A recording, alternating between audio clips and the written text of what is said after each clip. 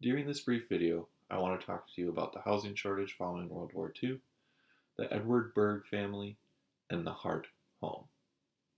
Soldiers returning home from the European and Asian Pacific theaters of war were met by a shortage of housing. With all materials and manufacturing geared towards war production, home construction essentially stopped. Not only that, many citizens on the home front would revert to living with their families during the war years. But as soldiers returned home, the demand for single-family housing dramatically increased. The city of St. Cloud and local organizations rushed to meet this demand.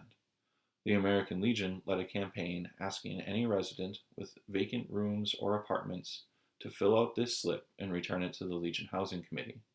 The city set about acquiring trailers from Chicago and built what were called basement homes.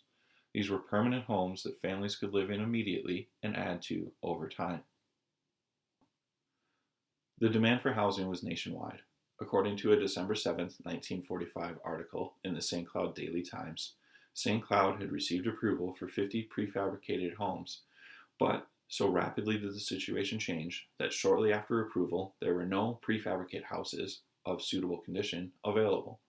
The city then decided that trailers were a better, faster option. 50 trailers would be built in Chicago and transported to St. Cloud. While these were modest trailers, the largest of them measuring no more than 22 square feet, the demand for single-family housing was so high that just over a month later, when the first trailers were set to arrive in St. Cloud, the city had received approval for 50 more.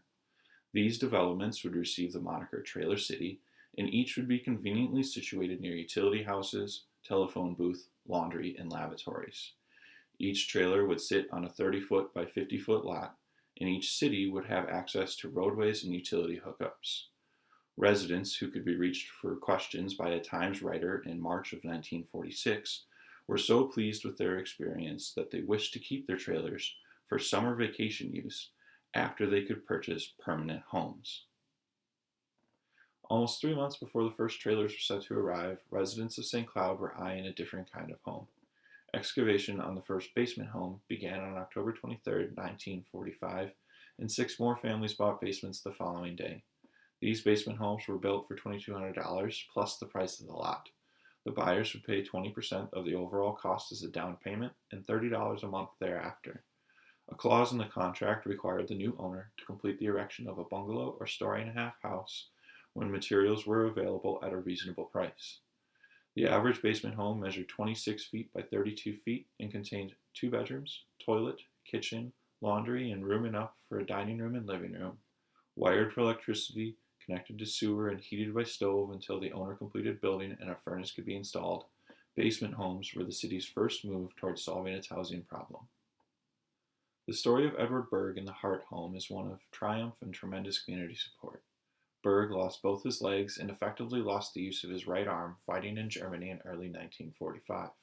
Proclaimed to be Minnesota's most disabled veteran and one of the more seriously wounded servicemen in the entire United States, Edward Berg returned stateside in June of 1945.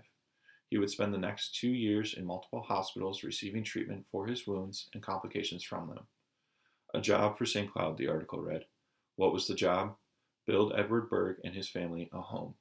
St. Cloud residents and businesses took to the task. City employees paid for the lot the house was built on, while businesses, laborers, and private citizens donated their time, materials, labor, and money. Over $4,000 was received in cash donations. The total estimated amount gifted to the Berg family, house, furnishings, and services included was just under $14,000. That is equivalent to roughly $200,000 today. In short, the city of St. Cloud, its residents, and those of the surrounding area displayed overwhelming support for one of their own.